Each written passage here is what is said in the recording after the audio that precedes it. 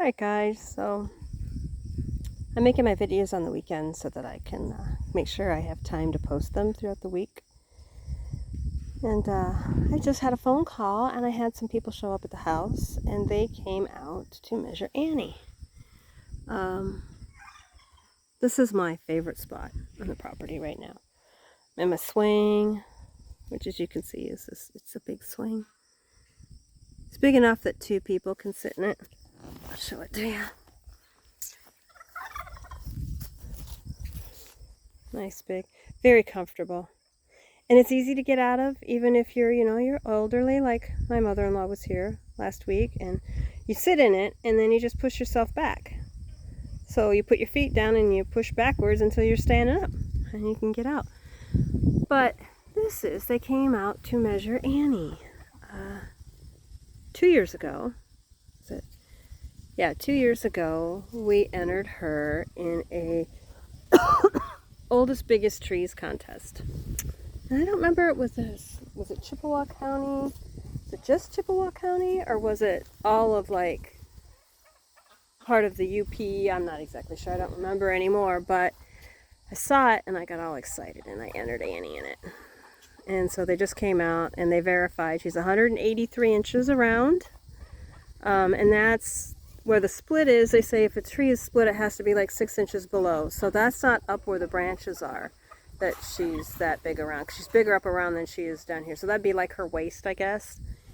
And yeah, so she is almost 13 feet in circumference, and they were just like, she's beautiful. And I'm like, yeah, she is. I just love her.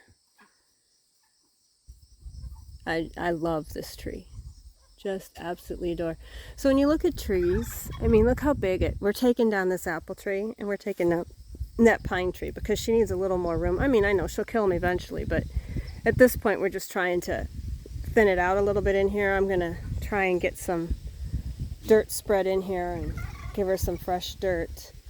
But if you look at her canopy, so that's what she would call, I got all dusty in the garden, that's what you call how far out her branches go.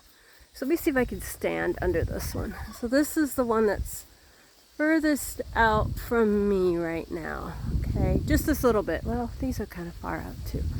So let's say I'm about in the right spot. So look how far away I am. I'm probably 10 feet, maybe 30 feet out.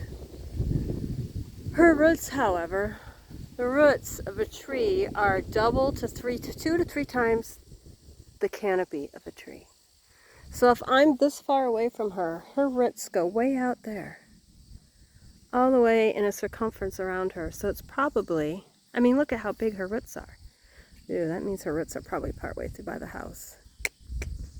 Well, hopefully she's nice enough not to mess with my foundation. But yeah, and so I didn't know if you knew that, but yeah. Very interesting, is it? And that her roots are entwined with this little apple tree's roots, and that dead birch tree's roots, and those river birches over there, which I'll have to come down. This birch tree, it's a poplar. Yeah, it's a poplar. And the apple tree's there, pine trees over there. Their roots are intertwined. She probably has her roots touching that lilac bush over there. Definitely that little baby oak that's growing underneath her that I don't want to cut, because that's her baby. I think she likes her baby. I'm going to let her have her baby. So when you have people and they're going to do like yard work, or you're digging up with a backhoe, or you're doing any of that stuff, you have to be really careful, because you damage those roots and you're just 10 feet off, but you don't realize that the roots are out there, and you ruin those roots and kill your tree. But anyway, I will give you an update when I find out how they're doing. They had one they measured this morning that was bigger, but it's a cottonwood. So there's categories, so each tree is different, the size-wise for whatever it is. And they were like, she's got to be at least 150 years old, if not older than that. So she's 2 times older than me. Yeah, crazy, huh? Beautiful tree, though. I made my day. I was having kind of a grumpy day, but all it took was for someone else to come out and appreciate my Annie, and made me feel better. Wish I was younger. I just think it would be so, if I were a kid, I'd so be up in that tree. I'd be like way up there on the branches. Just because she's got such beautiful branches for like being on to climb. I mean, once you get up to that thing, oh yeah. This is a tree climber's dream. There's some dead ones. I could climb up there and, ooh, that one's all dead. Climb up where with the excuse that I'm going to cut down some dead branches. And I wouldn't. I should get an arborist out, but I'm scared to death I'm going to get somebody who doesn't know what they're doing and kill her. Honey, what would you even put a price on a tree like this? Would you charge somebody for killing something like this? Which you are, you're killing something. I mean, it's alive, it breathes, it produces oxygen for us, it has roots, it eats, it drinks, it breathes. Almost sings sometimes when you listen to the wind and the leaves. Yeah, if you're not a nature person, you're not going to like my channel. Anyway, guys, I just wanted to give you an update on Annie. I hope you like her as much as I love her. And I hope you guys can think about growing your own. You might not be around to love her, but somebody planted her or made this conscious decision not to kill her and to let her grow and get big. And I'm very, very thankful that they did. I'm very thankful that nobody ever cut her down, that they let her just be.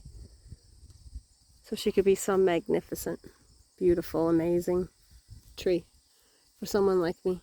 So I can come out and rest when I'm chilled.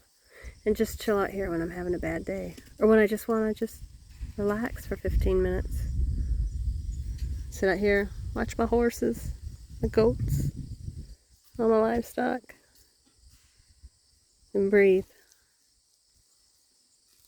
I wouldn't trade this for any city in the world.